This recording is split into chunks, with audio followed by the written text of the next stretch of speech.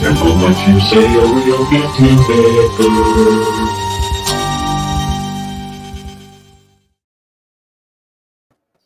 What's up, everyone? How's What's up? you guys doing? Good. I survived whatever the hell it was I had, and Feeling thank better? God. Yeah. He had like a different strain than everyone else of COVID. Oh, He had the Vickers strain. medicated, alcohol-aided. Alcohol-aided. Nice. Yeah. Oh man. What's up, everyone? We got JD, Larry, Cindy, Greg. Tim and me are in the room too. Melissa, what's up?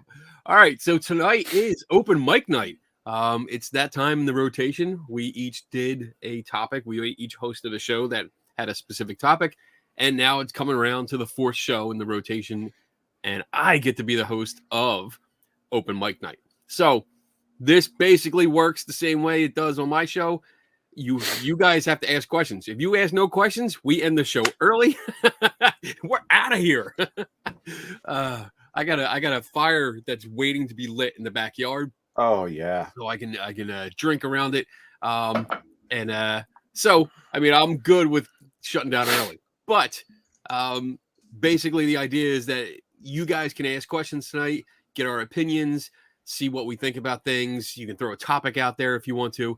Do us a favor, put a Q in front of it. That way it helps me pick them out because I'm in charge of the chat room, so I got to pick them out. But again, if you don't have no questions, we don't have a show. So it makes my job really easy tonight because there's no questions so far. And I'm begging for them. Anyway, anything new with you guys until we get some things coming in? Anything new going on? I like my new open mic. Open here. mic. It was, open mic. I was like, look, it's Mike, and there's three of us, and we're going to open mic. Dude, I was seriously trying to figure out how I can incorporate that in the picture, the whole profile thing for the advertisement. Like, how can I stress this out and like put like a little arrow that says Mike? Yeah. Just have them open. But yeah, it was a little too. It was I too got, much fun. Let me see. There's another one I struggled with, but let me see if I can just click it over. It's not that one. Do you remember that painting? Oh, that's from. That's not from Witchcraft, is it? No, that's a Rena. That's a famous painting, but I can't remember the name of it. But alas, this one just seemed more us. So less. Yeah. The painting was too refined. We're rougher than that. Yeah. We're a little bit rougher than that. We're rougher than that. Oh, we got a question. Awesome. Whew, saving me, Cindy. Sorry. Who's getting a call? I get a call from this What very the hell? nice gentleman. Hold on. We're live. And he calls all the time, but I can't take his call. I'll explain after. And People he'll call call me during back. the show. They get on the show. Oh no. All right. No. So Cindy says, now that I have been educated some about paranormal, how do you seek out, or how do you seek to? How do you speak? Maybe to your friends, especially for an upcoming ghost hunt. How do you speak to your friends about an upcoming ghost hunt? I'm not sure, like in what context. As in, like, do you mean like to try to convince them otherwise, or to put some, like if something comes up where they think they got something, like how do you speak to them? I guess I'm going to go with that one. Yeah. Like, I guess if you're at the ghost hunt or you're going to a ghost hunt, how do you talk to them? How do you discuss, I guess, speak? Yeah. Ghost boxes. Is that what she said? Ghost boxes. Ooh. How do you speak to your friends, especially for an upcoming ghost hunt? Ghost boxes. So, all right, I'm gonna pass it to Dave first. What do you think, Dave? Well, I was gonna ask if you're just gonna talk to them about your interest in the field, or if you're gonna go somewhere with them, or you're trying to convince them to go with you. So that way would be more of, if you're trying to, go and have fun, that's one way you could tell them, hey, this is just something I'm going to do to have fun. Or if you're going to take it a little more seriously, you can explain about how there is a serious study of the field, and you can go and be skeptical and try to figure out what's going on. So there's a lot of ways you can make it not sound so weird if that's what you're worried about. But if you're talking about like ghost boxes, I would just kind of level set and get everybody on the same page and let them know that, one, these devices are not designed to communicate with spirits, ghosts, whatever's out there. And you need to control your conditions. And then obviously remember all the non-responses in addition to the responses. And even if you do get responses, you need to see if they even answer the question, and if they're within the context of the question that you asked. And please don't ask the same question 5 times in a row. Like, if you're here, make a noise. If you're here, make a noise. If you're here, make a noise. If you're here, make a noise. Because if there's just some random noise, guess what? You just got an answer. So those are just a couple quick things. But when I approach the subject with somebody who isn't into the field or doesn't know much about it, and the only thing they might know is the things they've seen on TV, I just try to set it up with, there's a long history of this. There's actually scientists in academia that look into this stuff through anomalistic psychology or parapsychology. So I always try to elevate it up just to, it's fun to go out and do as a tourism thing and have a great time and hang out with friends. But if you want to take it more seriously, it's a legit thing to study. A lot of people are involved in that. So that's my 2 cents. Tim. I actually kind of went through this. I understood the question is how would maybe, I kind of sent this out the other day as a possible topic. But how do you kind of maybe help bring some critical thinking into the team without just like laying it out there like a great big matzo ball? And I guess I just started thinking about different ways. When we were ghost hunting all the time and I wasn't sure it was ghosts we were getting or we were doing anything right, I stopped saying, this isn't a ghost. I asked, what if it was something cooler than a ghost? So we're thinking it's a ghost, but what if it's not a ghost? Like, I would just say, what if it's a time traveler? What if it's a interdimensional space demon? What if it's an alien? What if it's something else? And if you just kind of kept it on other cool stuff, and that would at least pique a lot of people's interest, then we would start talking about how can we differentiate and how are we measuring to know if something's different. And what I eventually did was just moved the thought into not having at least a tunnel vision of what we were searching for, which was a ghost. And if I can get it out of it's always searching for a ghost into let's really look for what something might actually be there, then you don't necessarily try to erase the whiteboard that you and your friends over the past 5 or 8 years have been writing on looking for a ghost. You just don't wipe it clean in one swipe. You just kind of start picking it apart and thinking about other ways. What if it's just something else? So same thing with if it's a piece of equipment. How do we know that we're measuring what we're measuring? I wouldn't say I don't think we're measuring a ghost. I don't think we're measuring ghost energy. Yes, right off the bat. Thank you very much. I got the first drink. Hitting us up. Don't have to duplicate it, but I don't think you're measuring ghost Ooh, energy. A lot of vodka in there. I would just say, how do we know that we're measuring ghost energy? What can we do to differentiate it from other energies around the house? EMFs, pressure.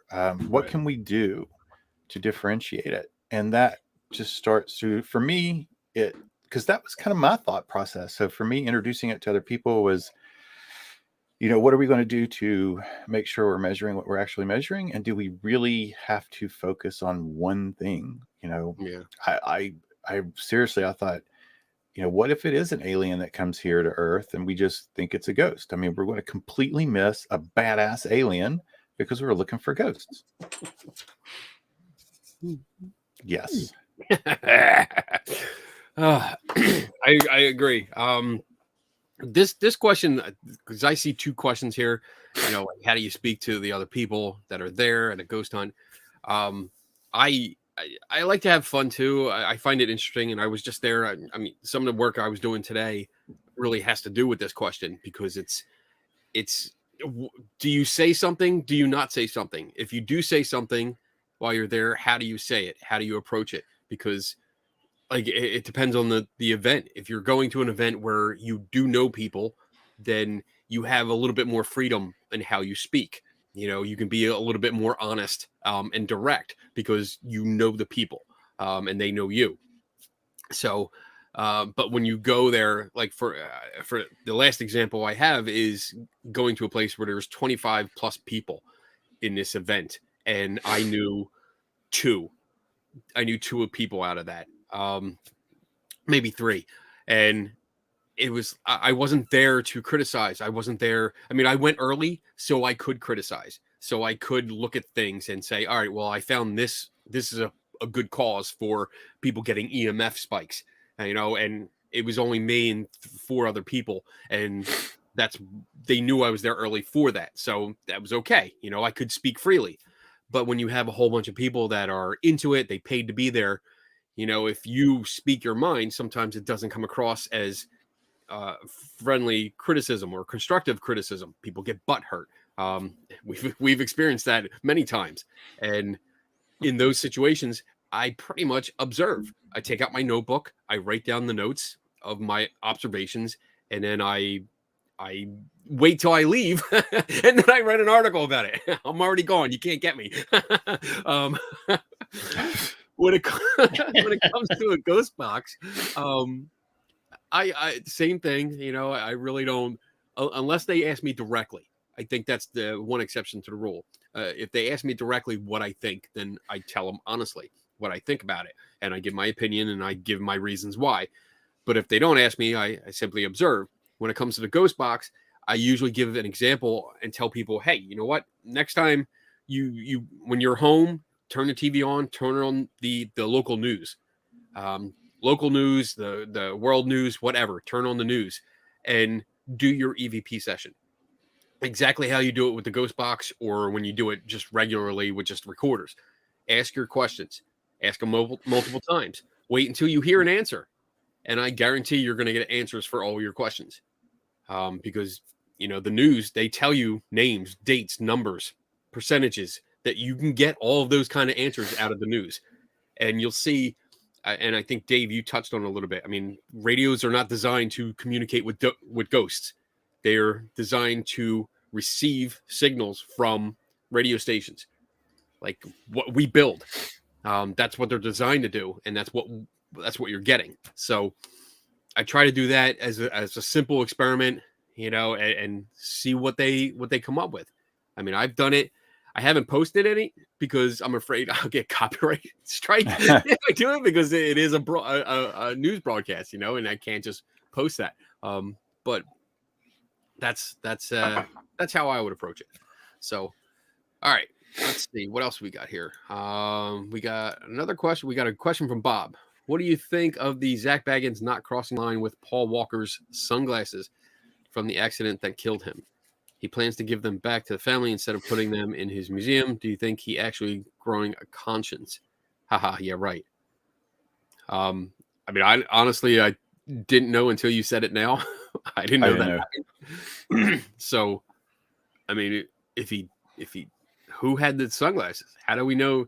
I guess it goes back to the same questions. How do we know they actually belong to Paul Walker? Do we have a chain of custody? Do we have that provenance? That in documentation that says it's his? You know, otherwise it's you're just taking somebody's word for it. I don't know why he would buy them. I don't know. I mean, I guess because if they're allegedly the ones that he was wearing during that car crash that killed him, you know, I can see him doing that kind of stuff because he's done that shit before. But that's all I can really say. I don't know. I didn't read the story. I don't know. You guys, anything? I guess maybe he has a line to cross. I didn't know that. Who knows? I honestly, Bob, don't know, don't care, don't give a shit, don't give a fuck. I don't care what he does. I mean, if he is actually showing some level of taste, that's a good thing. I'll just leave it at that. Yeah. I agree with that. I would think that he has a marketing. I'm not sure I would give him that much credit just yet.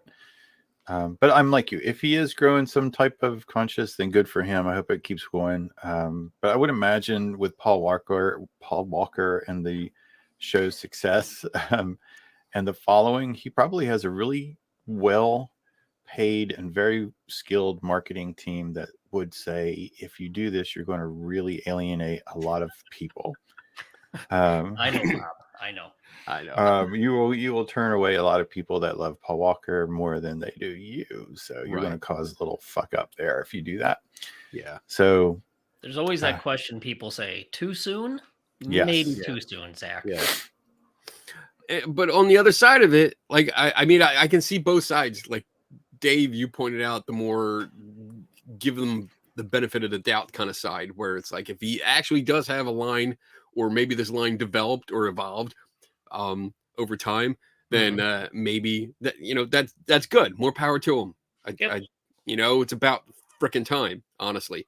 But then there's that other side of the coin where Tim's touching on, where it's like, well, maybe he has another reason to. Maybe he bought them, and then maybe his friends or whoever advises him says, you know, dude, don't fucking do it. Maybe you're crossing the line, and pointed out exactly what Tim did. Like, that guy's a beloved actor, you know, and if you do this, you're going to get a backlash. And then maybe somebody said, hey, do you really have any proof? Because, you know, there's a jackass out here that writes articles about you. Obviously, we'll only believe it if Steve Huff gets an EVP from him. There you go. Oh, yeah. That's the other one. It gives me the warm fuzzies. I hate him. All right, moving on. I got blocked by him. I'm very proud. That is You got something to be vickered proud by of. the Huff. Nice. I did. I haven't yet, but I really haven't given him any trouble. I'm waiting. I actually have an idea. I was talking to somebody about it, like a project. That's like a long-term project, to get a bunch of people together on a team, and we go through the celebrity recordings that he's done, and then just try to find like the interviews where the celebrity said that, because I'm convinced that's what he's doing. He's taking sound bites from different interviews and putting it into his recordings. Seems reasonable. Well, I wasn't even fucking with him. I just asked him. I was like, "Hey, man, how does this work?" Drop the F-bomb. Well, I wasn't. I was like, "Just how does this work? Like, do you have any links? Can we see how it was researched? And did you test it?" That's your biggest problem, Tim. You keep asking people how this shit works, and they just turn around and walk away and vicar you. Next thing I know, I wasn't allowed on any of his social media. So wear it as a badge of honor. All right. I do. Moving on. We should start a board and put on our website of all the places we're vicared from. Let's add that section to our website. It's like, what have we been vicared from? Zach Baggins Museum. How long ago was your last ghost hunt, and where was it? Kenny, for you, prior to the hunt you went on last month. So I guess a ghost hunt. Hmm. I got I mine. think I go ahead. You go. Using the words ghost hunt, I'm going to say was at White Hill with you, because it was a fun. Yeah. I met so many people. Met You meant Chuck and Chuck. Rob. Yes, great people. Enjoyed their company, but we broke out the stuffed animal that had something shoved up its bottom. And my trigger prop I called Bob. yeah, but literally we just had a really good time, just challenging shit and laughing. And we tested the trigger. We hung from one of the rafters, trying not to use any ground, and it was good. It was a lot of fun. You slept in the bathtub. You called it first, where the murder was supposed to happen. Yes. And I slept in somebody's cursed bedroom. I don't know. But we lived and nothing happened. Beautiful place. Let me say that. Absolutely gorgeous.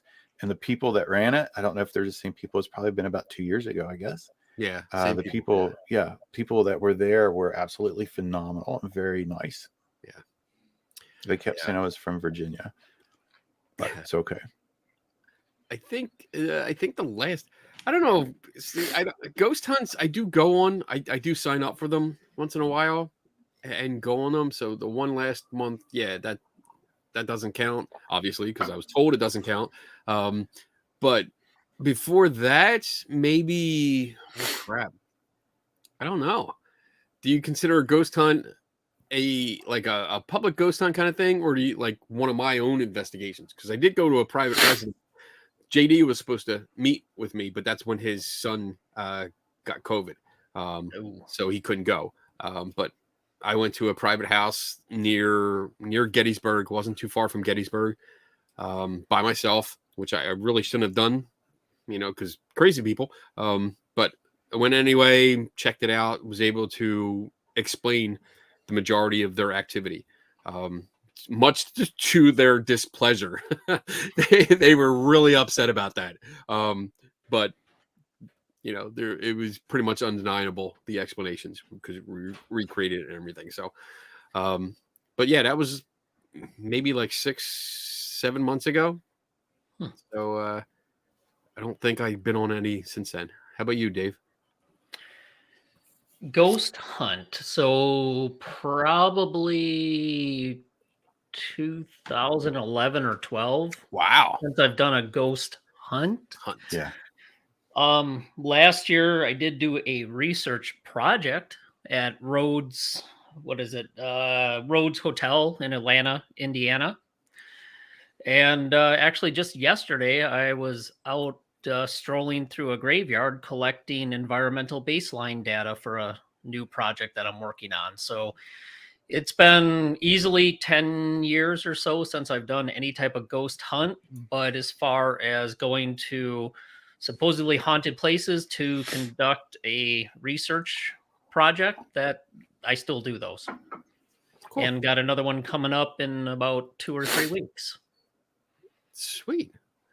All right. So the next question, actually, somebody else brought this up, and then Cindy followed up with a question about the 7-step Navy troubleshooting. And I had to Google it. I had to Google it too, because I didn't know what it was. I think it's because I came up with a couple. One downloaded a PDF, and I don't feel like going through that. But one had the 7 steps in troubleshooting, which was identify the problem, analyze the problem, describe the problem, look for root cause, develop alternate solutions, implement the solution, measure the results. Sounds a lot like the scientific method to me. I mean, if that's what he's talking about, I mean, that's pretty much what we do. That's part. I mean, when you go in there, that's what you're doing. You're identifying a problem because it's a mystery. There's a problem, and that's how I've always seen it. Because my background, for me, I was an EMT, so emergency medical technician, or as we like to call it, an empty-minded twit. EMT. I was an auto mechanic. I'm an aircraft mechanic. I have experience in X-ray technician, engineer, not technician, X-ray engineer, fixing the things. So everything, whenever something went wrong, it was a problem, and we had to figure it out. So we had to identify the problem and figure out what would fix that. And that's how I see all these mysteries. People bring photos or videos or have experiences or something weird happens. It's a problem, and I'm putting it in quotes, fear quotes. It's not necessarily a problem, but it's the problem to solve. So that's how I usually attack it and analyze it, see what it is, describe it, clarify it, make sure, especially if we're dealing with a psychic, like clarify exactly what their powers are, or what their claimed powers are. You have to clarify that, because if you don't, then, they could change it along the way. They could rearrange and change and warp their powers and grow new ones, because that happens. And then we look for the cause. What could cause this to happen, and then try it again. See if we can duplicate it or replicate it. So I think that's a great thing to do. I mean, I've never heard it referred to like this. I haven't either. But I mean, that's damn good. I like it. So yeah, anything to add, guys? So yes, JD, I know how to jumpstart cars, hearts, and other machinery. So yeah, I've done that. I have done both. So don't want to go back to one of them though. All right. So let's see what else. What is this? We got that one. Next question. I like this. We got quite a few questions. Greg there's the question.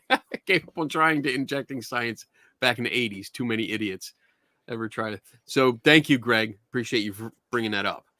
Let's see. What ghost hunting equipment makes you cringe the most, and why? From Melissa. Well, I'm going to start with Dave. He gave the biggest laugh. Well, let's see. I got three of them. Let's take a break. Go ahead, Dave. I got one of Kenny's favorite, the Kinect. Ugh. I got the Ghost Box, that Shack Hack thing. When I saw him writing, great. I knew it was for this one. Kinect, Ghost Box, Shack Hack, dowsing rods. He's got a list. I saw him writing. I'm not going to keep going, but no, go ahead. I mean, any of that stuff that. Those are my top three, I guess. Those are the ones that get me the most. And I got to be careful how I say this, because I'm actually experimenting with real sensors in cell phones right now that do real things. But any of the fake ghost apps that are on the cell phones, like the Ghost Radar and some of that other shit on there. So those would be my top ones. I have a list of about 15, but I'll let you guys have a few. Go ahead, Tim. I have several, but I'm going to try to sum it up this way. Anything that is marketed to you or a ghost hunter that is something that you need, something that has maybe a great YouTube following, and they build their own equipment, but the fucking pieces of equipment are like $900. Tim is out fucking Dave today. Well, this shit pisses me off, because it's $20 to build that shit, and you want $900 for it, I guess, But anything that puts financial burden on people, it's not worth having that. It's not worth paying that money. Use that money and buy some books. Use that money and do something else with. Out fucking standing. Thank you, John. It's something that is marketed towards people in a very predatory way. Maybe like saying having famous people show up on this expensive stuff. But it's marketed to people. I think that it is used to make people absolutely want it, because it's just supposed to work. And 900 might be high, but I've seen it was in close to the higher hundreds. And I just any piece of equipment that is so much that it's going to put financial strain on you, I just don't like it. Yeah. I'm oh, wow. I mean that adds another level to this question because I'm right there with you. It's that financial burden that you put on. I guess I'm gonna add on to it. I'm gonna give my own version of your answer, Tim. At least for that one, because Sure. for me it's the same way. There's several, pretty much all of them, all the fucking things just piss me off. Out But- fucking standing. Oh my god! I'm gonna start counting his fucks. I usually do that for Dave. I don't. Not only do I despise when it's like a financial burden because they do that marketing gimmick where you have to have it. This is the latest thing to get a celebrity to endorse it or have it on their show, and they charge you a lot of money for it. I hate when it's something they charge you like $150, $200, $300 for, and you could literally build it yourself for like $20.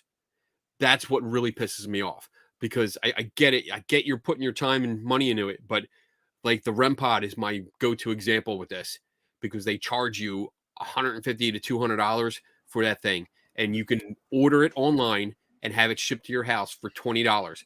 You spend a half hour and you can put it together, and there you go. You have your REM pod. If you really want one, I mean, I don't recommend it because it's a novelty item to me.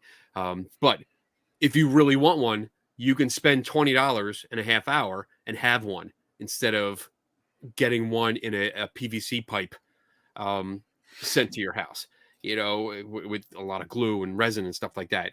I hate that, because I just feel like it's exploiting the people that you're supposed to be helping or encouraging and bullshit like that. If I have to pick certain equipment, yes, I'm right with Dave. The Xbox Connect, fucking hate it. I mean, it's just so, it's mind-boggling, over the top. Like, look at what you're fucking doing. Pay attention. It's a game. It's a freaking game. It's supposed to do that. It's going to do that. And I mean, when you have people say, "Oh, well, we can tell the difference." No, you can't. Oh, there's a stick figure there. That's a real ghost. We know. How do you know? I don't know. You don't know. You don't know. That's what it comes down to. So that's my number one. I just can't stand it. And most of the people, the majority of people that endorse that and use it and try to back it up, really don't know how it works. And 30 seconds of conversation brings that to light. So I can't stand it. I really can't stand it. All right. Whew, now that I'm fired up, let's go on to the next question. Oh, Mo on 420. Have you ever used animals in paranormal investigations as a tool to aid electronic equipment? Oh, I have not. Just because of reasons we've talked to, and if you want to, you can go back in our catalog. We did do an episode on animals and going through the common animals that are household pets, and like their hearing and sight and ranges and stuff like that. But no, I've never done that. Just, I don't think it's something that you can control. You can't control that quote unquote tool. But I'll pass it. Dave, what do you think? I have not ever used an animal. I've seen our animals act weird in certain situations, especially in that house in Janesville. But again, for a whole host of natural reasons, they could be doing that. So the problem is you don't know what they're picking up on. You really don't, because they obviously have they can hear different frequencies than we can.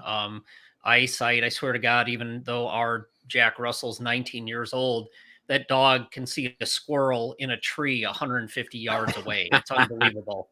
He's like yelling, barking, screaming. It's like, what the hell? You binoculars, there's something way over there. But yeah, I mean, it's too difficult to figure out what exactly they might be picking up on.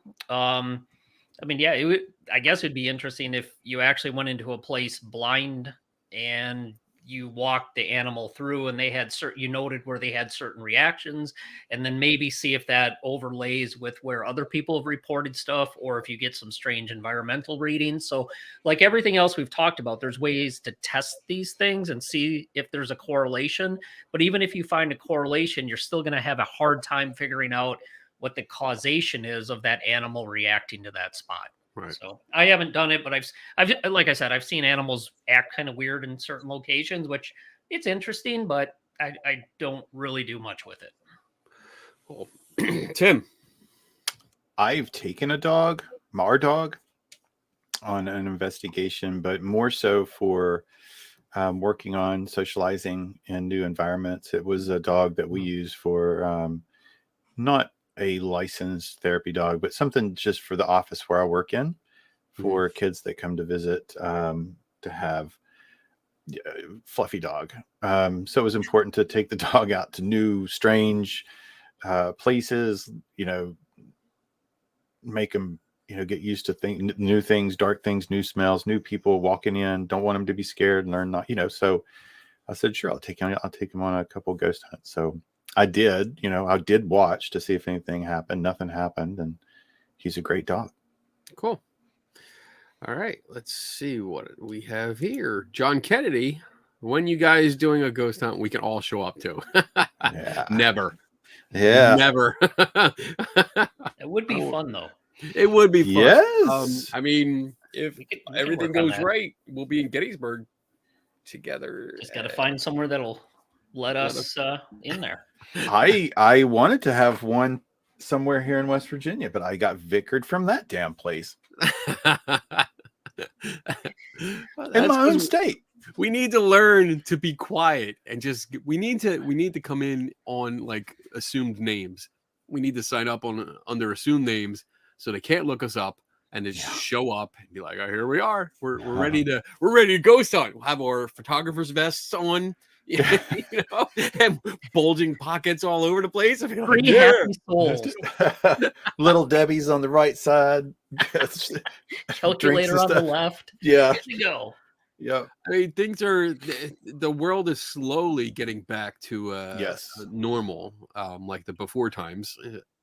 If it gets there completely, I don't know when, but maybe we'll do something in the future. Maybe we can plan something. I think it would be fun. Yeah, be a good it would be. I think it would a be lot of fun. I would definitely want to do that. That would be a good time. Yeah, Yeah. just get together, hang out, and hunt for ghosts Have a great big cookout. and get drunk. We'll do a drunk ghost hunting. We'll see something. There you go.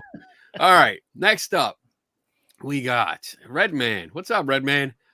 When you join a ghost hunting group, how often do you catch yourself thinking these people need help?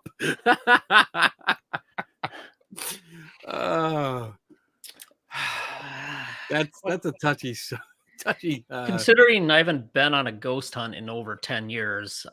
Back in the day, though, I definitely, there's a lot of times where you sit there and think, ooh, yeah, need a little education on how the equipment works, need a little education on what baselines are, need a little education on what you're interpreting, what your biases are, what your beliefs are. It was constant, but boy, back when we were in the full ghost hunting mode, I'll admit we had a level of arrogance where we thought we were right about everything, and that did not make us right. So I think my attitude has changed quite a bit. I think now if I would go out with a ghost hunting group, I'd be more there to kind of observe and learn and try to understand why they're doing things, and then hopefully impart some knowledge in the way of getting them to think about things differently. Good. Because I need help myself half the time, so who the hell knows? Yeah, I mean, it's to be honest. I mean, yeah, everyone thinks that. It's this is no secret. This is not something anyone should be shocked about. Yeah, there's plenty of times I look around and go, "You fucking nut job," like you can't help it sometimes.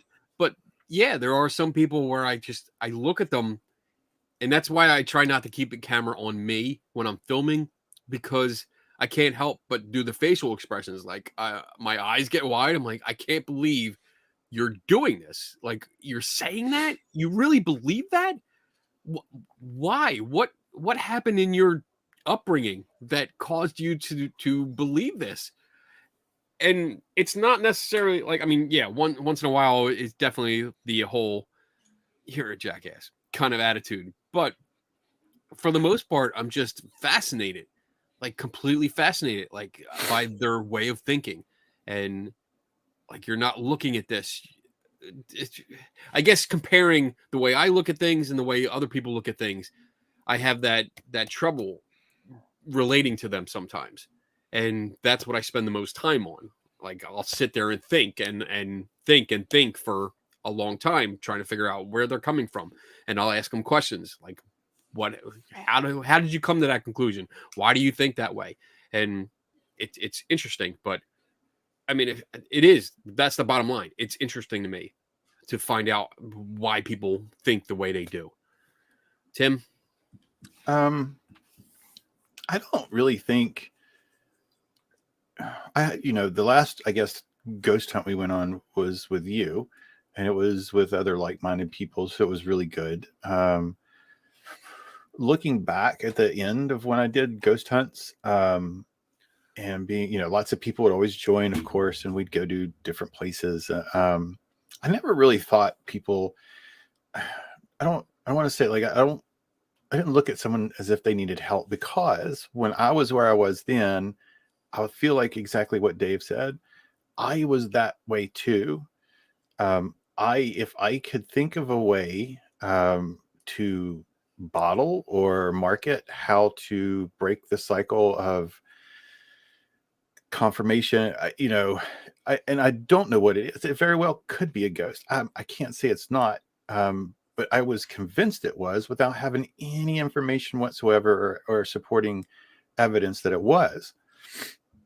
And there's probably several things that broke me out of that. So I don't think they need help as in they have problems or defaults in thinking, and intellectually or cognitively or biologically. Unpopular opinion. I like to say this, and I don't think it's often well received, but I think a lot of ghost hunters are just baby scientists, and they've just kind of got into these, the one hobby that lets them kind of be kind of a scientist, and they don't have to have a lot of education or training in a science field to go out and test stuff. So they have equipment. They have a place to do a study. They have a laboratory. Sometimes you pay for it. Sometimes you ask people if you could spend the night in it, and they collect data, and then they go back and they review the data, and then they publish the data. Now, is it as good as if you were trained as a scientist? No, but the steps, at least, I think, are mirrored. They collect data. Someone doing a study collects data. But if there was a way to help them understand how they're collecting data, it could be better.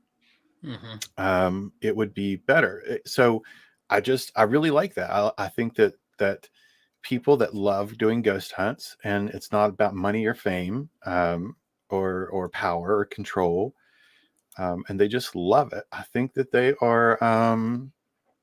I think they're just young scientists just looking for something to do. It's in their blood. It's in their DNA. Yeah, I do. It might be not popular, but I can see where the steps. I can see where the steps vary, or not vary, but mirror themselves. right. One's done with a a lot more rigor, but the steps are the same. Mm-hmm. Right. Cool. All right. Moving on. Let's see. What do we got? What kind of environmental data do you collect in a cemetery? Dave, this is all you. Yeah, it wasn't necessarily to go and investigate a cemetery. It was the goal of this new project that I'm involved with, that actually they're looking for more people to join. It's called Citizen Edge Science. And one of the first things that we're working on is the person running this has developed an app for Android phones that utilizes the sensors within the phone and data logs that environmental sensor data. And what they're trying to do is get a baseline of various outside locations.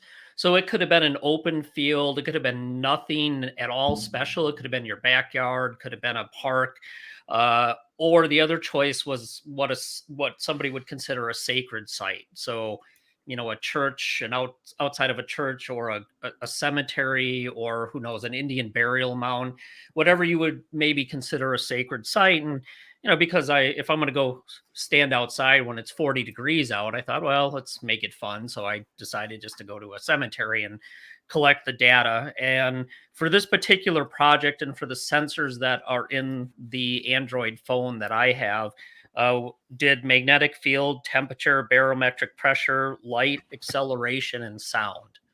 And then, of course, you had to do it in a grid pattern every so often, and then take pictures of the location. And then that data is being sent in by, I think there's 6 or 7 other people right now working on the project, so they can get an idea of what baselines look like in these various different locations.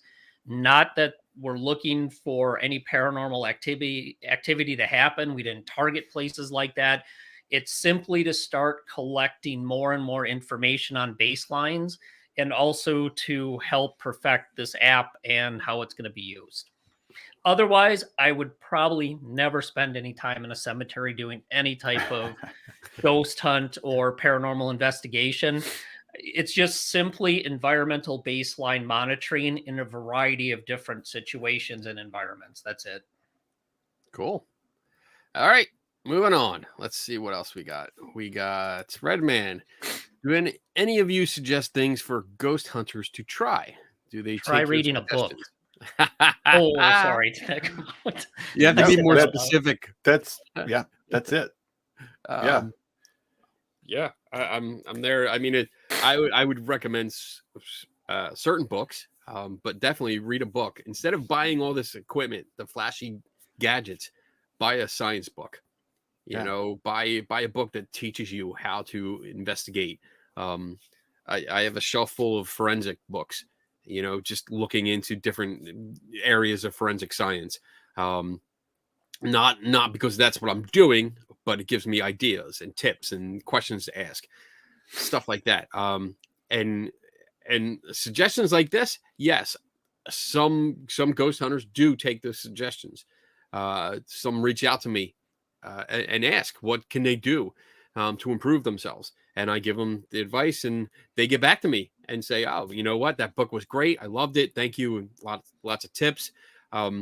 Courses, I make a habit of watching certain YouTube channels, and I feel weird saying that, because it's like that almost invokes like a conspiracy theory type of guy, like, oh, you know what, I have this YouTube channel you should watch, it'll turn you into a believer, don't worry about it, the earth is flat. Not like that. I watched like behavior analysts. I watch channels like that by actually educated people that give kind of lessons per se, not actual courses, but you know, you go through the steps and they teach you certain things. So I watched that.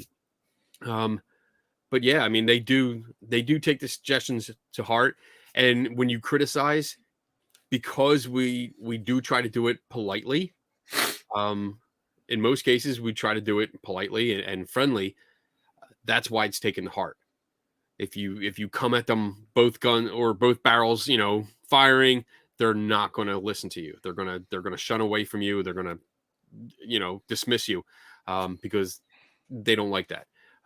Being confrontational is not always the right option. So there it is. You guys, comments. Ben Radford's book. It's really, just again, he has several now, but back in the first one, I can't think of which one the first one was, but it's just, it's a good book. And like that's a good one. Yeah. That's your basic class. Yes. You know, and it gives you the basic tools to look. It gives you examples but Yeah. it gives you the basic ideas. So yeah. Yeah, I and would- it's not $500 of something that is Yeah. not going to work. Yeah. Yeah, I would pick up any textbook on parapsychology. There's free online classes in parapsychology now. The massive online class called Paramook. You can take the University of Edinburgh class with Dr. Carolyn Watt. Lloyd Auerbach teaches some classes. Kenny and him actually teach a class together. That'll give you a good background for what's been done in the field. And then there's a couple other books I'd recommend. There's one haunting, what is it? Poltergeist and Hauntings, Multidisciplinary Perspectives. That gives a whole lot of information on various aspects, specifically on environmental data and what's been done there. I would join a group like the Parapsychology Association or the Society for Psychical Research. And then I would really take a close look at data logging. If you want to be serious about collecting information in the field, because everybody walks around with the meters that have little lights on them, but I think if you really want to progress things, you should look into data logging. So I always push that with ghost hunters and tell them to get into that and try that. Do they take the suggestions at heart? Generally, no, because what I'm recommending requires a lot of time and effort before you actually run out and start doing ghost hunts or investigations. Yeah, I agree. I mean, although I did mention people do take it to heart, there's the vast majority do not. They're like, oh yeah, you get the very what's that civil? Oh yeah, oh okay, all right, great, and then 10 seconds later they're back to doing their own thing. So yeah, I want to add one more. I kind of thought of, depending on how well you know the person and how the conversation is going, go take a Coursera class. They're free. They're introductory critical thinking science classes. They're taught by college level professors, or at least assistant professors, probably postgrads working to earn their doctorate, but they do get taught by the university, and it's free. It's again, it's quality. Again, you're not going to come out with a degree. You're not going to come out, but you will have an actual person who is in the field be able to teach you, and it's good. It's good information, and you get practice on learning. cool. All right, let's. How about we take one more question and then we'll do a break? Oh yeah, Sound good? Yeah. Yeah. All right. So JD, will you any of you go Bigfoot hunting again, or do you think it's a waste of time? I mean, I would go again. I have no problem with that. I've only gone maybe 2 or 3 times. That's where I met you for the first time. That's the first time we met. Yeah. In person. It was at a Bigfoot conference. But yeah, I would definitely go again and go out and follow along and see what happens. I mean, I'm not opposed to it. Do I think it's a waste of time? I mean, no, because every opportunity I go out with either like-minded people or people that are completely opposite of my perspective, and everyone in between, it's always a chance to learn. It's always a chance to observe, to see behavior, to see what they're doing, how they're doing it. Maybe something will happen. Maybe something significant will happen that helps me explain future or past experiences, and being able to see it in person and record it, hopefully on video, get that whatever event happens. It's beneficial to me. So it's never a waste of time. It's usually just no sleep on those kind of things, but it's still worth my time. You guys? I definitely would. I had a really good time there. It was unfortunately it rained Yes, every minute of every day, and I felt bad for the organizer. I think he took it to heart that people didn't have a good time, but it was still well organized, and the speakers came and I listened to the speakers and met friends, met Kenny. It was good. I had a Yeah. good time. Good. It was still a good time all the way around. Plus, if if you want to kind of keep your finger on the pulse of what's going on in a particular event, it's good to actually go to the particular event and listen to the speakers and talk to people and get to know them and meet them. Dave? I would go, but only if we can run around with loaded shotguns in the dark and everybody else has one too. As long as I can drink, we can roll. No, I would go on one. It'd be. I've never been on a Bigfoot hunt, or an overnight. It'd be fun. I'd be willing to try it. What the heck? We'll have to see, because I know the one that we went to, Tim. I think they're trying to plan it again, either for later this year or next year, at the campground, which is what's that? Pittsburgh, Pennsylvania. How far is that from you, Dave? It's about 14 hours just back to Pennsylvania. So wow, Ooh. that's too far. Oh yeah, well. That's what planes. Well, are if we hit the lottery by then, that's I'll what fly planes you are out. for. That's fine. Yeah, I'll fly you Or out. if we get an Uber billionaire supporter. There you go. All right, commercial break. I'm going to hit the commercial. Let me take this Bathroom. off here. Jeez, Tim's like raring to go. Lots of coffee. All right. Well, how long is this break? 220, I think. 220? Okay, great. Fill up, empty your bladder, and be back here in 220 from now.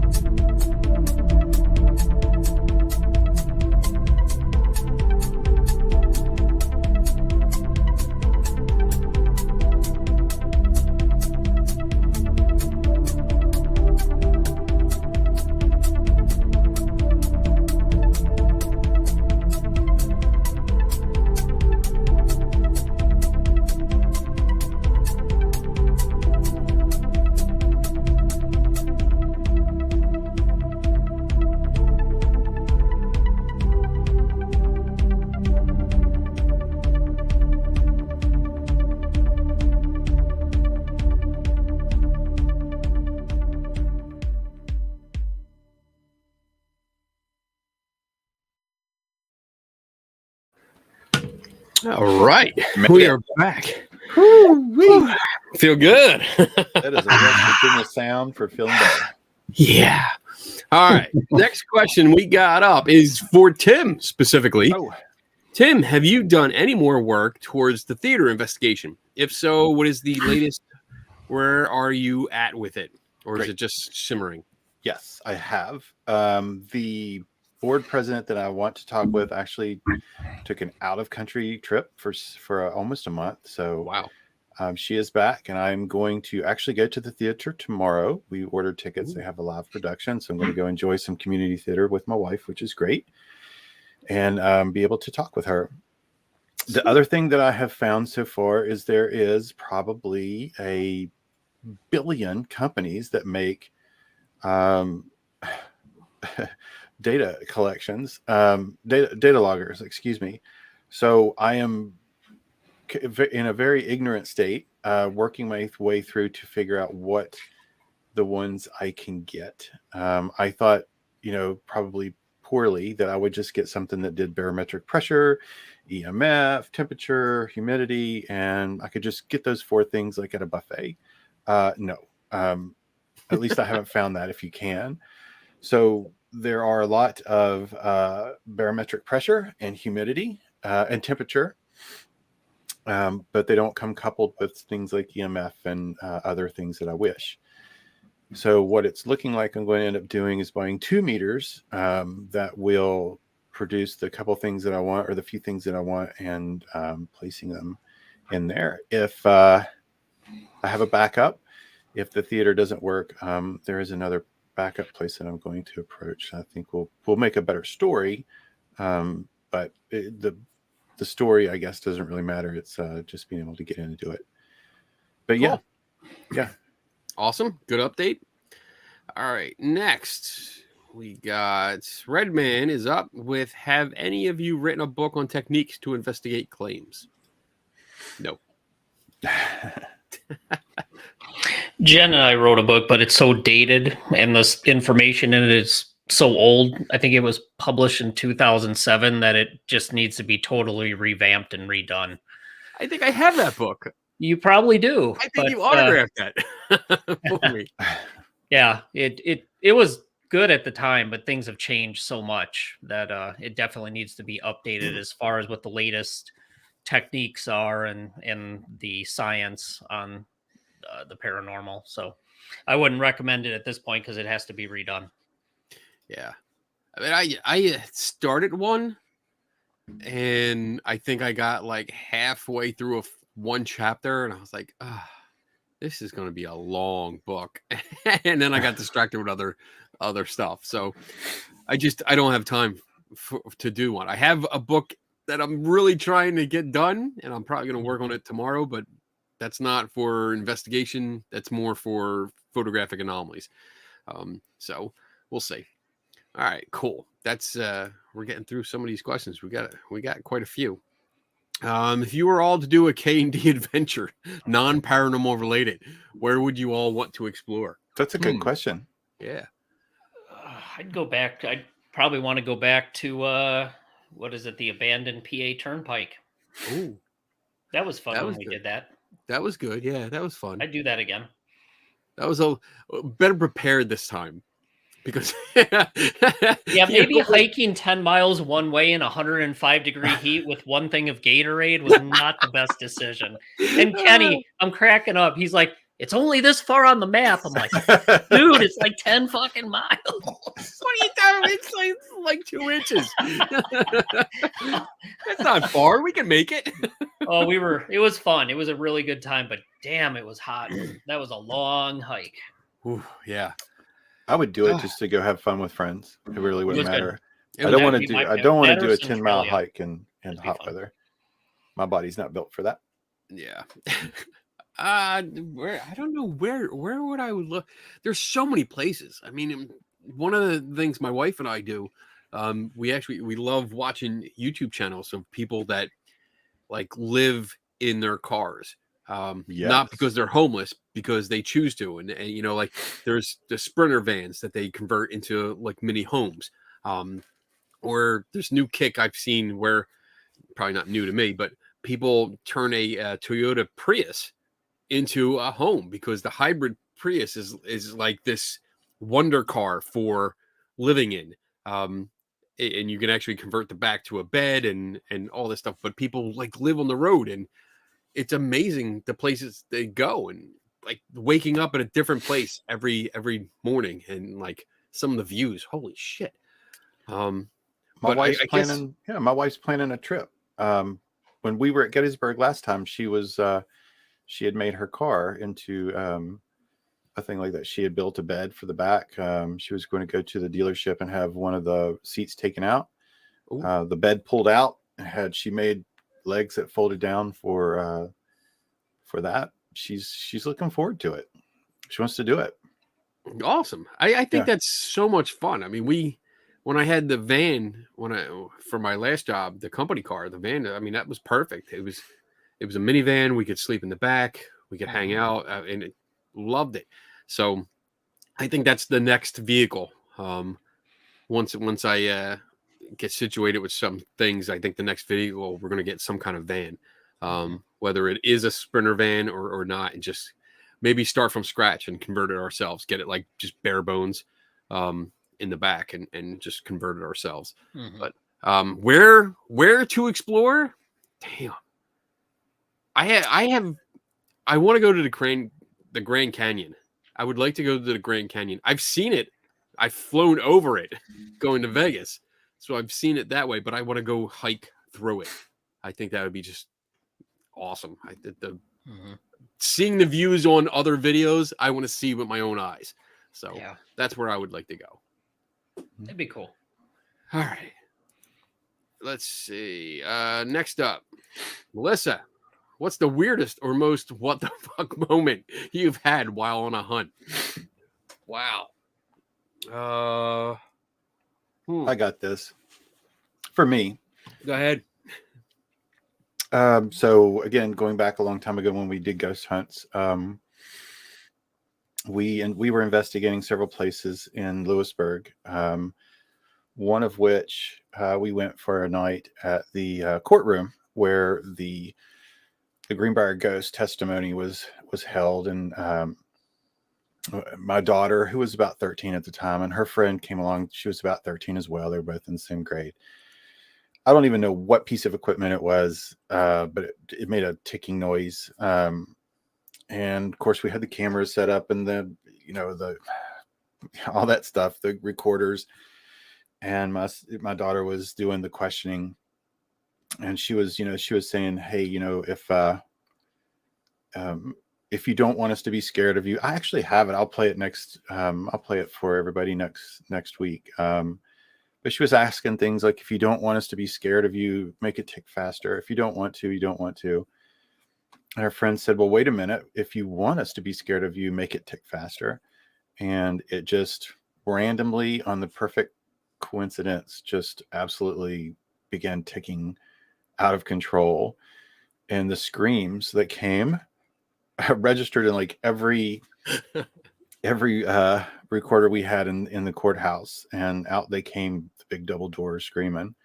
So now I don't believe anything. For me, I don't believe anything responded to him. I think, I love saying coincidence is the bane of the paranormal. And I just think, they hit the right time with the right question and they got it. And of course, we went back and we tried to recreate it, and it never did. I just think no matter what they would have asked at that time that it spiked, it just happened to spike.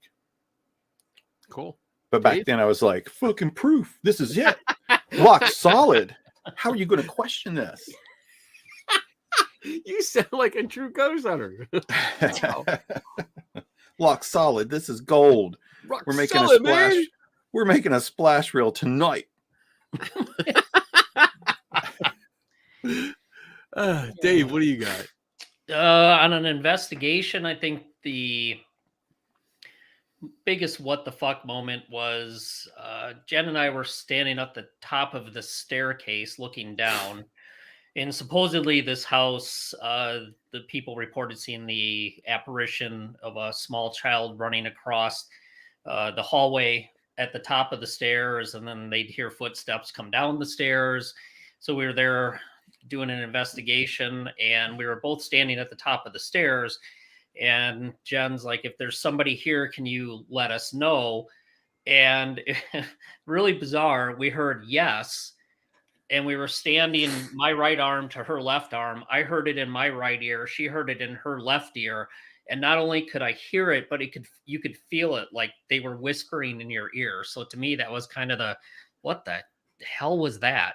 I really still don't have a good explanation for what that was. So that was probably the biggest WTF moment on a ghost hunt. But outside of that, the one that I had that wasn't expected is the only time I thought, and I'm still not sure if I maybe saw an apparition at house in Janesville. I was talking to the neighbor. A whole bunch of people were in the house, and I swear I saw this little blonde-haired kid with a yellow shirt and uh, blue shorts run around the side of the house.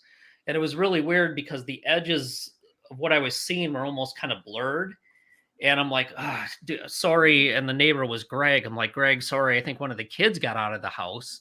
So I went inside and I'm like, hey, whose kid is here that has the yellow shirt, blonde hair, and the blue shorts? And they're like, no, there's no kid here like that.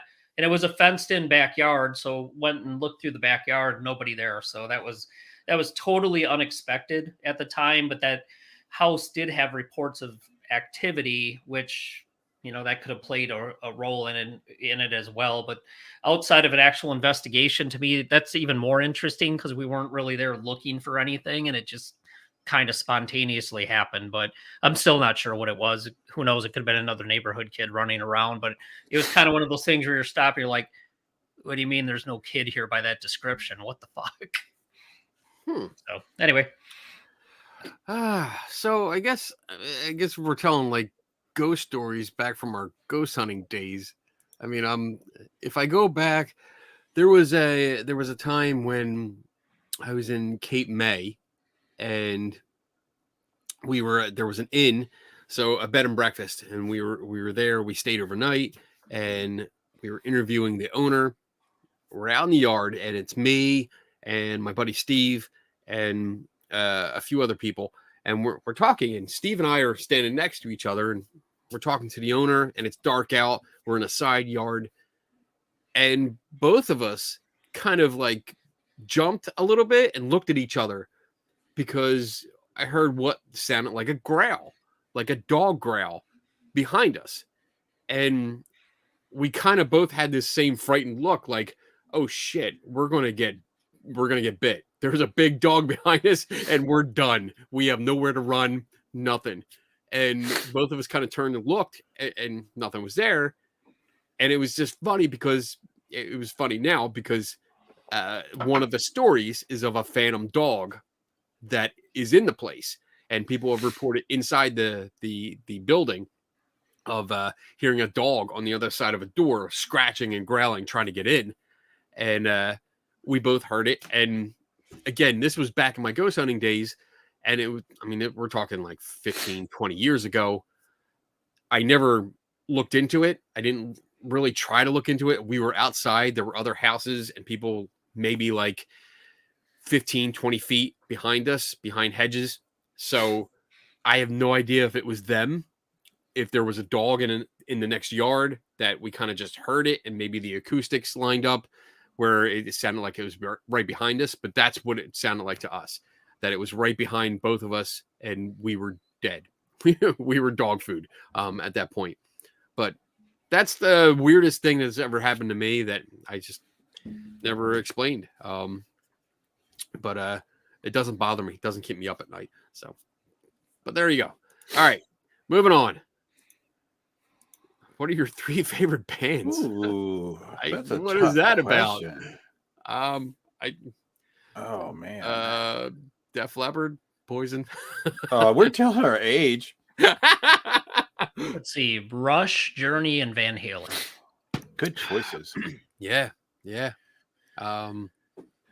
Leppard, Poison, and Van Halen. Yeah. I grew up, I guess. I don't know if I have a favorite band now. I grew up with Ozzy. It's probably, I saw Ozzy probably more than I've seen anybody else. Iron Maiden, loved Iron Maiden. Enjoyed Black Sabbath a lot. Yeah. You were hardcore. I was in the hair bands. Yeah. I'm a little older. No, yeah, we're about the same way. Yeah. Actually, yeah.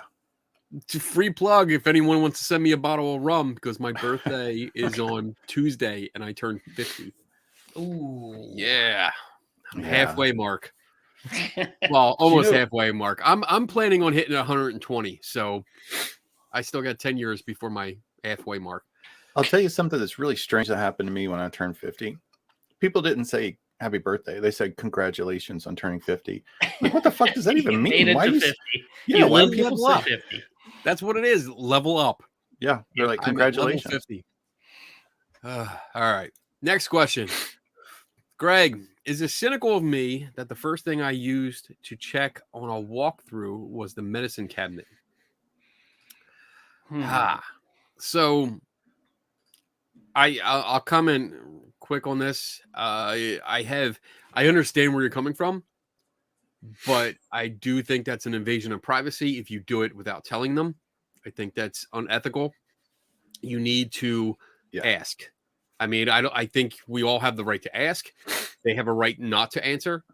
But that's part of the interview. I would always ask if there's any medications that you're on that you would like to disclose that we can look into, because I want to see what the side effects are. Because if hallucinations or something like that have anything to do with them, that might help explain what you're experiencing. But again, we're not professionals, so they don't have to answer. But I never go in someone's medicine cabinet without asking them, just in case. Because I always have that fear of the movie moments where like I open the medicine cabinet and everything falls out. I'm like, fuck, you can't hide that shit. I personally, I don't do that.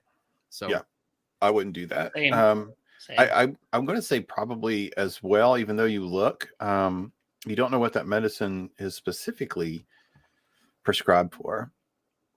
I kind of think I understand where you're going with it too. Maybe psychological disorder or some type of psychiatric treatment.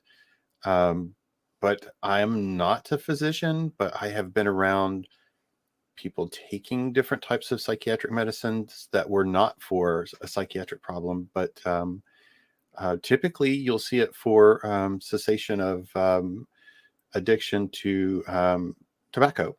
So I think Wellbutrin, and there's another one it's a drug for depression, is also used to help the suppression of cravings for tobacco. So you run a risk of, you might see something that might have a treatment, or you see something that might be that you might think is for one treatment but is for another. And then again, it would be another step of problem for you to take it to someone else that is a doctor and then ask them, because then you would have this person's medical information that you took and then you would have shared it again. So you would have done it twice. So I wouldn't do it. I wouldn't do it. Yep. Agreed. All right. I love easy questions like that. Ryan, is there a rational explanation for the cow mutilation with surgical precision? I think some of them there's explanations, other ones there aren't. It depends on the specific case. Some of them, obviously, there's predators and scavengers that they think are what they're seeing, but other ones, they don't necessarily know if that's the case, especially when you see, one udder that's been removed, or they remove the cow's anus with perfect circular incisions.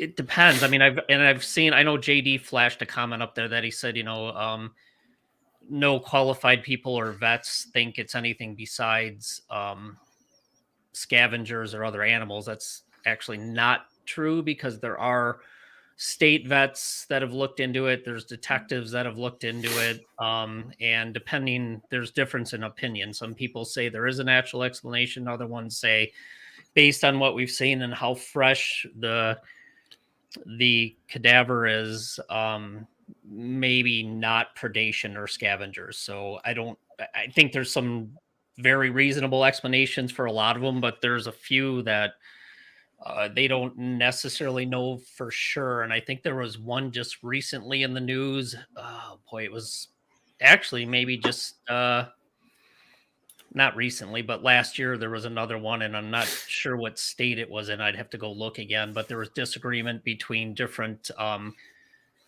detectives, which would have been actual police detectives, JD. I see you're putting it in quotes. Actual detectives that you would report if your animal was slaughtered and you didn't do it. So the police did come out, detectives came out, they had a veterinarian there. I'll have to find it, but there is disagreement on what's causing these things. Yeah, I can't comment too much. I mean, I looked at some of the cases, but not in depth. It would be an interesting topic to get into. Maybe we can do a show on that. That would That would be fun. well, That would be I'm up next week, so Oh, And Tim's got his topic. yes, Yeah, mine. Well, that was Um, easy. I would always caution to look into each case individually, and Dave touched on it. I mean, not every case is the same. Not every case is investigated as in depth. Some are reported, and some are exploited. Some are embellished. So it's necessary to do your due diligence and look into these cases, specific cases, and really dig into the details to see if that surgical precision is always something that is like a red flag to me. Not meaning that it's not true at all, but it's something that makes me want to look at it closer and say, all right, is it really? I mean, are we talking surgical precision like beautiful lines made with a scalpel? Thank you. Or even a laser. That was funny. Sorry, I had to do it. Your voice was incrable. A laser. You sounded Easy like there, Dr. Evil. yes. I couldn't think of it. I was like, you sound just like Dr. Evil. But you know, is it really that way, or is it has something happened? Has the animal been left for so long that gas is built up and it's split? Yeah. Not necessarily exploded but the gases that built up inside actually caused a split, which may look like a surgical cut. There's all these things that have to be taken into account. So do your research. I can't say whether or not, it's real or not. I don't know. I haven't looked into it. So that's my answer.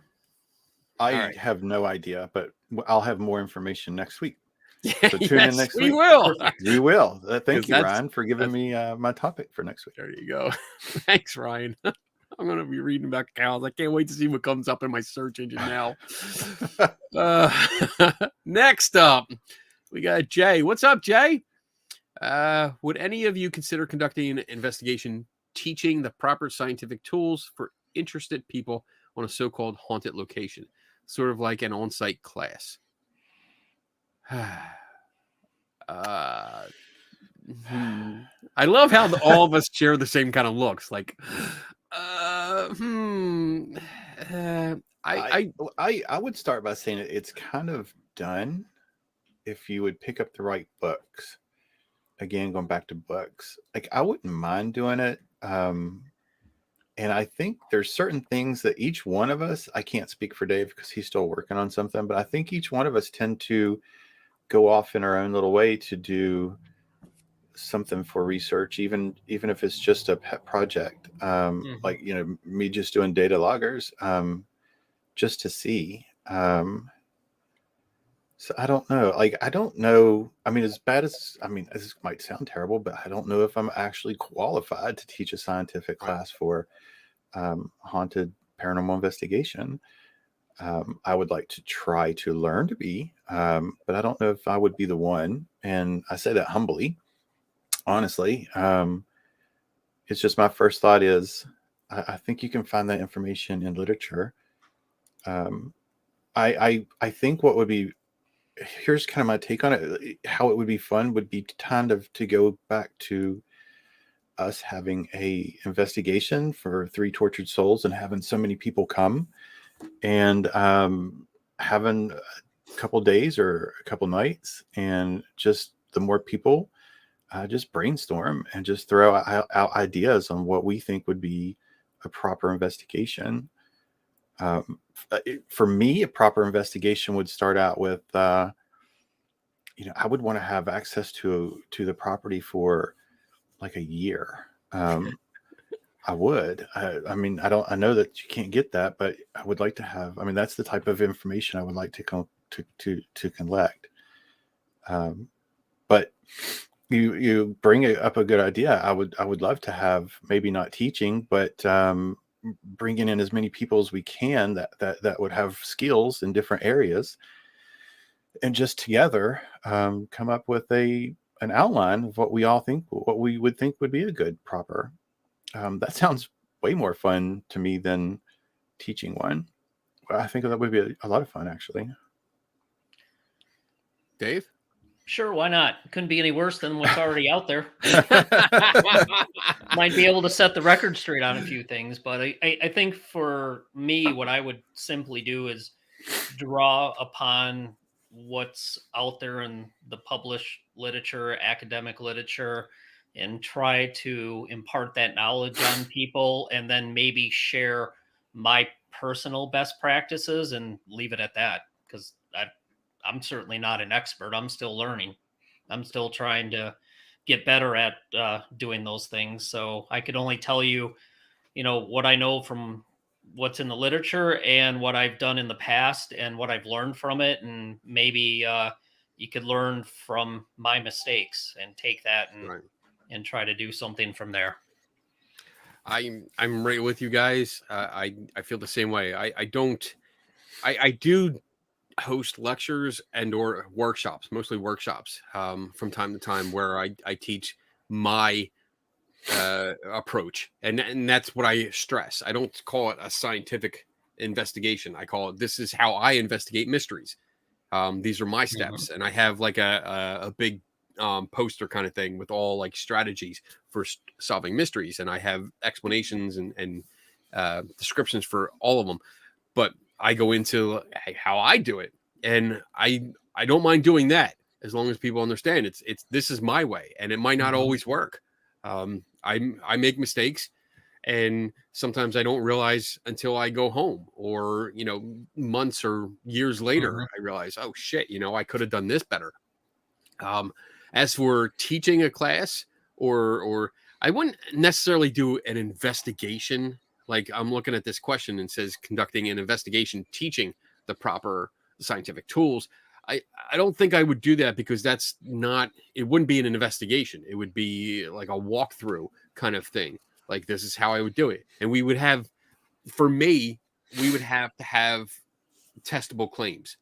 And sometimes you don't always get that with a location. They have like fleeting or random things that happen, or reported, which are not testable. So you need something solid that you can really set up and say, all right, you know what? We do have a claim. This is something that we can test. This is how I would set up for a test, and then go through it. And it would actually be funny, because if I knew about it ahead of time, which would likely be the scenario, I would probably reach out to these two guys and say, hey, I'm doing this. This is the claim. What do you guys suggest? And it would be a collaboration, because like Tim, you mentioned it, like, we approach things from our own way. We have 3 different perspectives. Sometimes they align almost perfectly, but not always. And I like that about it, because you guys will think of things that I don't think of, and it goes around. So it would definitely be a collaboration that I would love to do. That would be fun. That's where I was kind of thinking, just bringing people with such different thoughts and backgrounds and experiences and expertise and different fields, and just throw stuff up on a whiteboard, and then get all these ideas up there and start to outline what would be a good look. Yeah. Yep. All right. Let's do it. Moving on. Let's do it. Bob says, will we ever see Kenny and Tim on Side Chat? This is the name of your and Jen's show, right, Dave? Yes, you will. Once we finally find time to do that show again. We keep talking about doing it again, and we'll get it back up and running soon, but we just both been so busy. So, but yes, we do have plans to have these two guys on there. Yay! All right, cool. All right, let me get to the next one. We have one more question. Awesome. We're getting through them. Redman says, of the 3 of you, does anyone believe in ghosts? I believe people experience what they think are ghosts. What those Yes. things actually are, I don't know yet. So I leave all the possibilities open. I don't know what they are, but I definitely believe people have experiences that they for sure consider a ghost. That's a good summation. That's good. Dave is can't- our spokesman on that. Boom. Here's the thing: I can't say that they don't exist, and I can't say that they do exist. I just haven't seen anything that's given me enough conclusive supporting evidence or data to say that they exist. I want them to exist. I know that that's kind of strange, but I really do. That'd be so cool. He wants to believe. Yeah, I do. But I think it's really important that Dave keeps hitting that mark, because I think it's often missed that people do have experiences that they don't understand or they can't explain, and they do think it's ghosts. And you can't. And I think it's a disservice to dismiss somebody's experience because of a belief that you do or do not have. And I think that's important for the people that have the experience to hear people that are going to support them. It's good. In one way or another. Good. I'm right there with you guys. I don't hold any beliefs, and I've said this many times. I just don't hold any beliefs because I have ideas, and I always feel that ideas are easier to change than beliefs. Beliefs are usually like very core oriented, like they're what we base our lives around, and it's very hard to change them if new information comes up. So I have ideas. Do I believe ghosts exist? I don't. But that doesn't mean I'm closed off to the idea. And as Tim mentioned, people have experiences. I believe I have the idea, and I think that people do have experiences. What they're experiencing, I don't know. Their interpretation is their interpretation. I don't always agree with it. And I leave it at that. And I try to investigate more. But no, for me personally, I do not hold a belief that ghosts exist. But I'm still willing to go out. That's why I keep going out to see if there's evidence to the contrary. Because I would love it. I want to believe. Damn it, Fox Mulder, I do. I want to believe. Yeah. I want to see it. I want to have a ghost sit next to me and be like, "Yo, what's up, Kenny?" And I'll be like, "Yo, what's up, man? How's being transparent? What's that like?" I want to talk about that shit. I want to interview them. I want to have an ET next to me. Be like, "Yo, what's with the glowing heart thing?" And Bigfoot. I want to be like, "Is your name really Daryl?" I want to interview these people and just talk to them. And so until that time happens, I'm kind of stuck with in limbo here. So, and that's it. That's for our questions. Right. We are done. That was fun. We took them all. That was fun. Like champs. Look at that. Hour and a half. Nice. Nice. So I guess closing, do we have closing thoughts? Do we have closing thoughts about all the questions and stuff that we answered tonight? I love them. Questions. I love them. It was good. fun. Yeah, I enjoy these shows. I love this because I just love hearing. I love getting the questions from all over, like different, like off the wall, like what's our favorite bands? I mean, it takes a break from the normal stuff that we talk about, and then just wow, Kenny is just going to ignore questions from John and Bob. What questions? What questions are you talking about? I start all the ones with a Q. So we got them all. Yeah, bitch. No. Better close this out and get out of here before they send all hate Gmail to Kenny.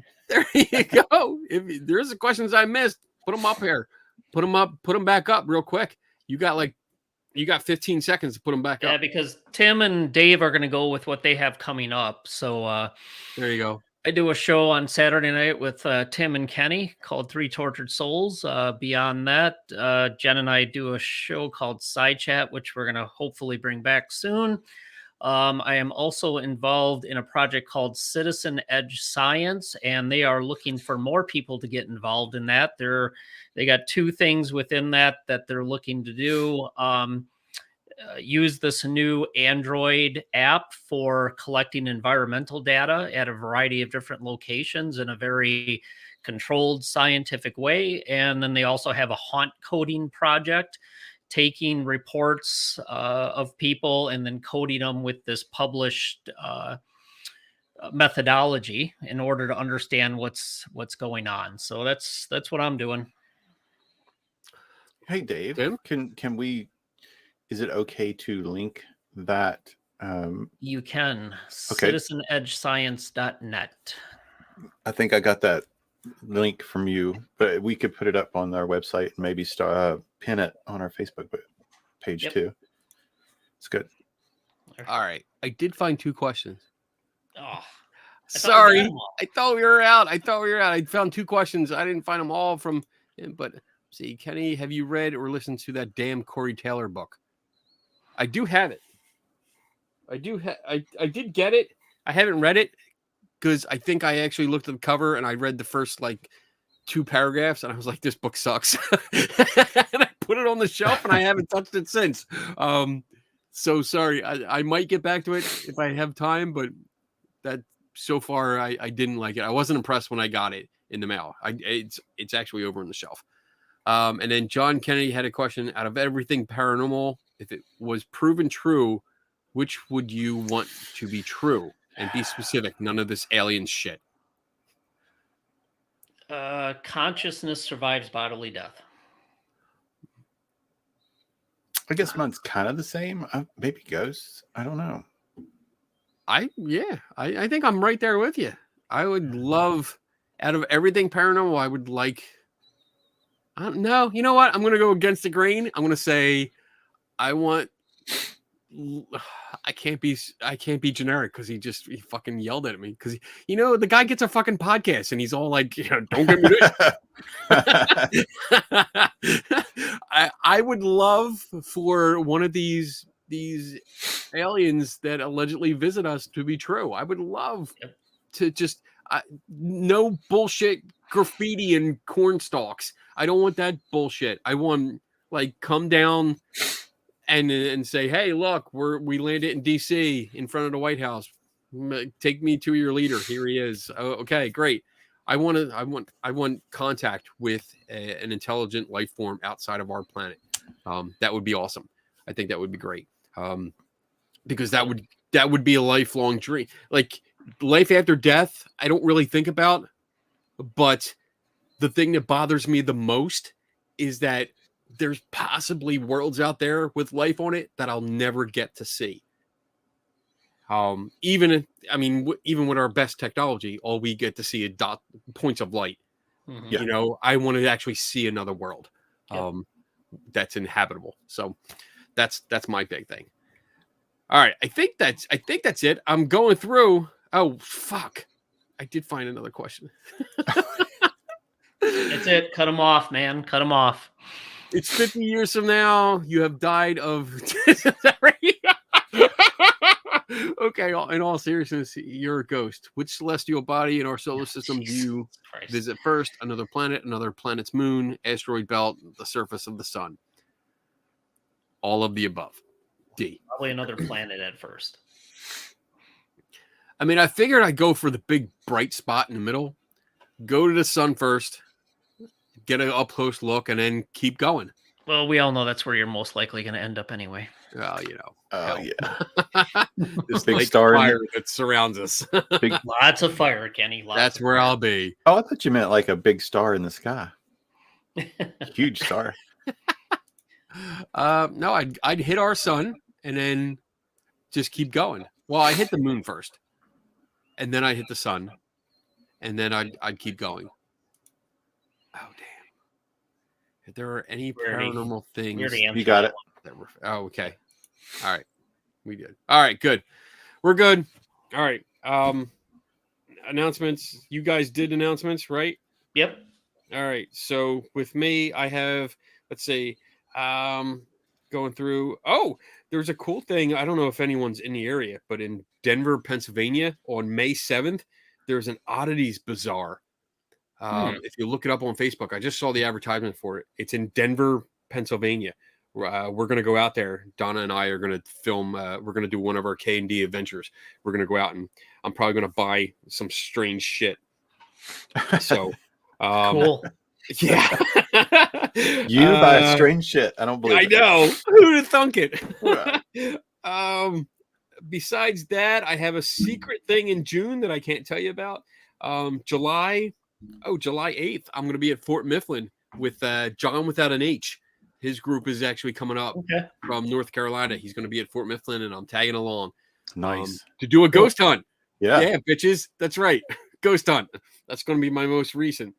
July 16th, I'll be doing a talk for Skeptical conference. It's an online conference. I'll be giving a lecture, an hour lecture with Q&A. So I'll put more information about that up later. July 23rd is the Para-Unity conference in Woodbridge, New Jersey. If you're available, that's the one you went to, Tim, with me.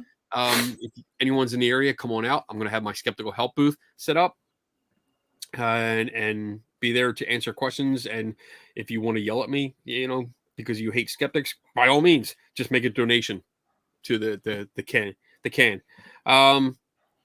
August 19th to 21st is the Gettysburg Battlefield Bash. I'll be out there again. You guys should be out there. I know Tim's coming out for definite. Dave, Planning on it. Yeah, good. So the three of us should be out there, and you can come out and hang out with us. I know a couple of people in the chat room are excited about that, and they're actually planning on coming out. So I'm excited to see people. It was so good seeing JD. Yeah, that was so and much his fun. family. Yeah, That it was was so great. I want to meet John, Yeah, Melissa. definitely want to meet John. Yeah, and Melissa, Everybody. and just hang out. All of us just hang out and just enjoy it. And we're gonna do a show from there, so that's gonna be fun. Making sure that works. And then October 20th to 23rd, I'll be in Vegas, Las Vegas, Nevada for SciCon. And I'll be doing some kind of, I think I'm doing a workshop. I'm not sure. I'm doing a workshop for that. And I'm not really sure who I'm doing it with or what I'm doing. But I'll let you know when I do. But I'm going to be there. That's it for now. So everyone, thank you for hanging out with us on a Saturday night. Appreciate it.